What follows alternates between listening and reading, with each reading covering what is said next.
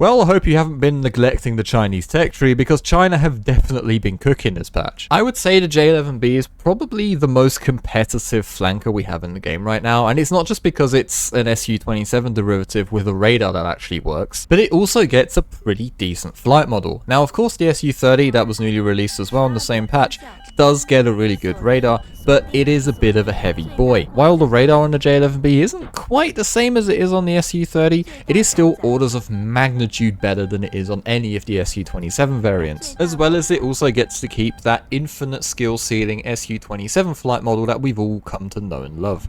Now, I want to show you this clip here. This was taken in the first match I actually played in this. So you can see behind me, I'm running away currently from an F-18 and an F-15. They're very close to me. You can see on the RWR. I can actually see them visually as well. I try and sort of turn around here, use the mountain as cover here. This is why I think Afghanistan is like such a good map, because you can kind of play these games, because if this was on Denmark, you know, I'd basically just fly right into their missile. The onboard Morse system here lets me know that someone has fired a missile at me, so I just pre-flare a little bit there. I guess it's not a pre-flare in that case, but you can see here that I'm actually maintaining speed fairly well, and this is one of the good things about the J-11B as well, is that it's like at around these like medium speeds, so that's around like 700 to 900 kph, you do actually get more thrust than in the Su-27. Now, it's not a huge amount, but it's definitely noticeable. The trade-off for that is that at the low speeds, so what you're kind of seeing at here, you actually produce a little bit, or the engines produce a little bit less thrust, but I think I would personally take the trade-off of having more thrust at higher speeds in this case, just because you're mostly going to be fighting against American aircraft here, which are generally a lot worse than you in the slow speed anyway, so I'd take the high speed buff. You can see I climb over this F-15 here. He's currently in a better energy state than I am. I mean, go figure, he did start behind me.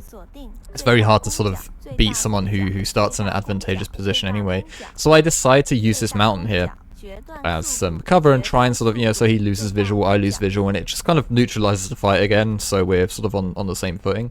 Just make it over this mountain peak here. Now, I apologize for the audio issues here. OBS has a tendency to ruin absolutely great clips for me, so I'm just gonna turn the volume down. The gameplay volume will pick up again after this fight, but yeah, I apologize for that, but it's just nothing I can really do about it. You can see the gamble actually did kind of pay off for me here, because I see the F-15 on my RWR there.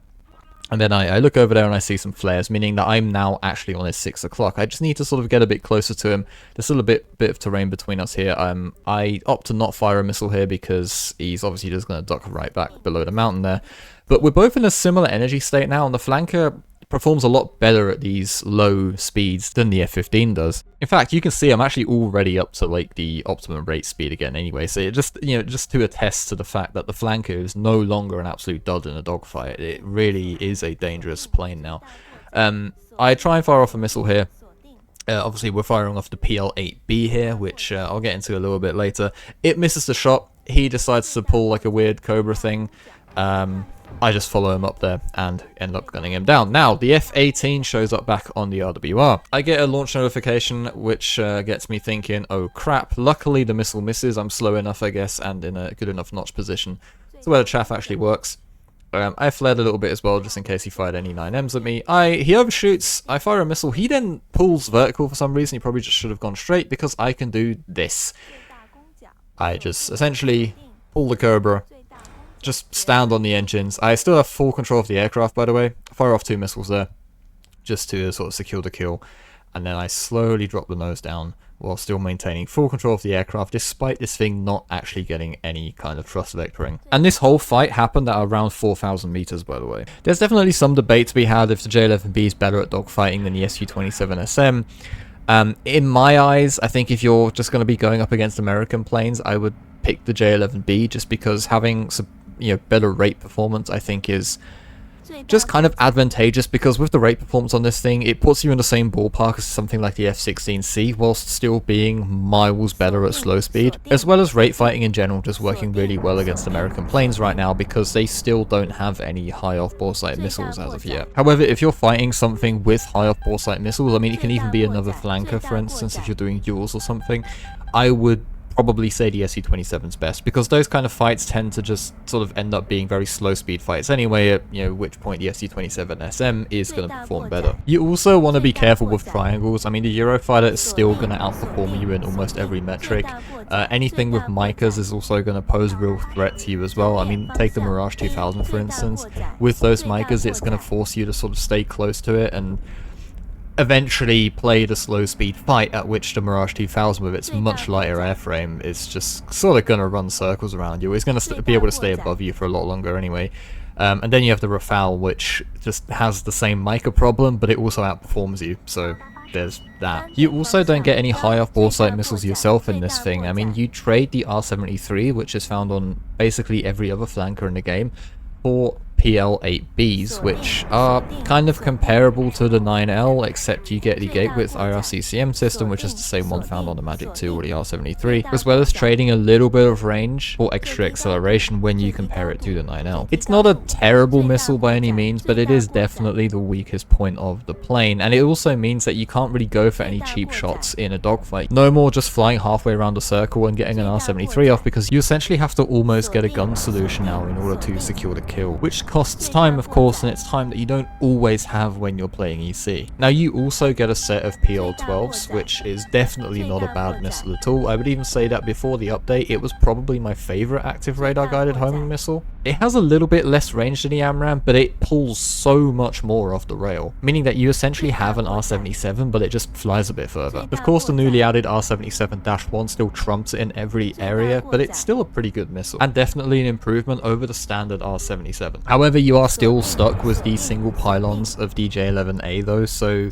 you are limited to a maximum of 10 missiles, unfortunately, which still isn't any number to scoff at. I mean, let's be honest, it's still more than any of the F-15s carry, but after playing the Su-30, which gets like 14, and some of the Russian flankers getting 12, it's a bit, it feels like a kick in the gut, but it's not really that bad. But alas, we have reached the point of the video where we talk about the main improvement on this plane, and it's the main thing that I think most people will sort of excited for, and that is the radar. Now, the radar itself isn't some uber amazing AESA radar or anything like that. It doesn't even get any like amazing 90-degree scan angles or anything like that. It's just your bog standard top tier radar, right? As far as I know, it's basically an F-15 radar with a few different scan angles in there, different ACM modes and whatever that Gaijin have just kind of cobbled together for this plane. So it's not anything amazing, but it's decent and it works, which is a huge improvement over any of the radars on the Su-27 series of planes. Now, if you've been following my channel, you probably would have heard me rant about the N001 radar in pretty much any of the last couple of videos that I've made. I absolutely hate it. I think it's held the flanker back more than the actual flight model, in my opinion. Of course, the flight model has been somewhat fixed now, but situational awareness is such a huge thing, especially in sim, and I talked about this in my Su-30 video as well, but just having the ability to point your radar scope in that general direction over there, and just within like 5 seconds just know if there's any enemy or even friendly in that general vicinity is such a huge help, and especially with how missiles have been getting better and better and the power creep is creeping ever more, the game is becoming more and more tactical with every update, so this really is a huge win for this plane. Another thing worth mentioning as well is a lot of players got around the abysmal search rate on the Su-27SM radar by flying the plane with the radar set in the helmet mounted sight mode. Doing it this way largely gets rid of a lot of the issues that the radar has, providing you know where your opponent actually is. But with sim locked in full real controls, it means that a lot of people are playing with a lot of different input methods, which means that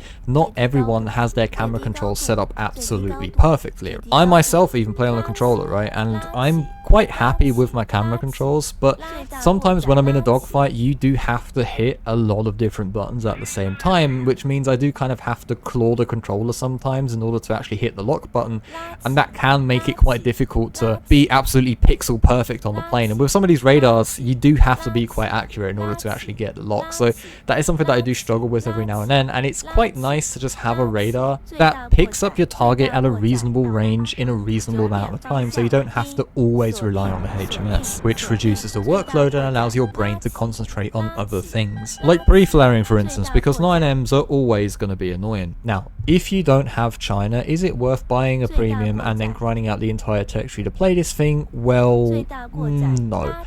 I did say it's the most competitive flanker at the start of the video. It's definitely the easiest flanker to use. Sacrificing the R-73s for a missile that doesn't really live up to top tier standards in my opinion, as well as the PL-8B having a short range IRCCM system on a missile that requires a little bit of distance in order to actually get the missile up to speed and maneuver properly.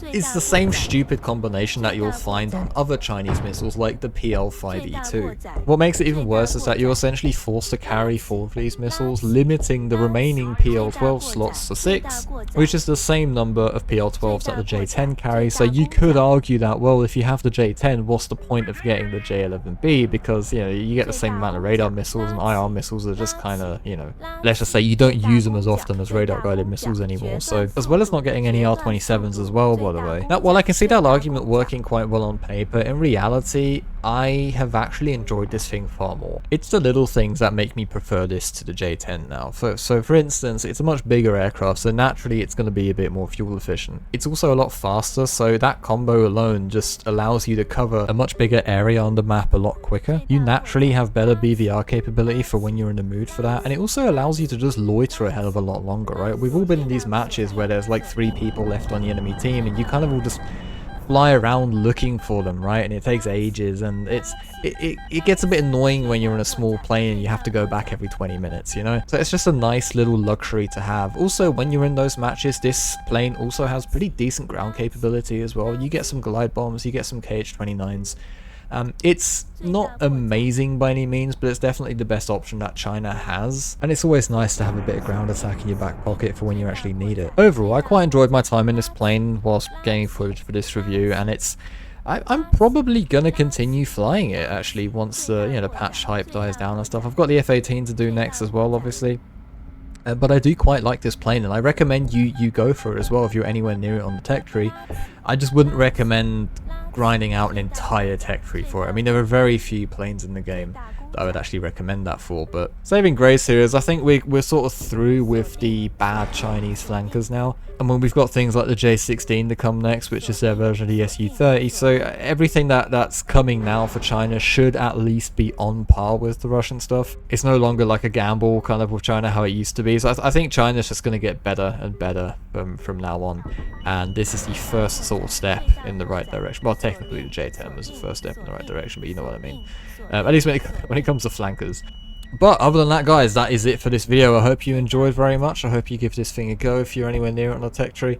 I'll link my control setup video in the video description, which I will be doing every video now, by the way, because it's like the #1 question I get asked in the comments every single time. I'll link our Discord server in the description as well.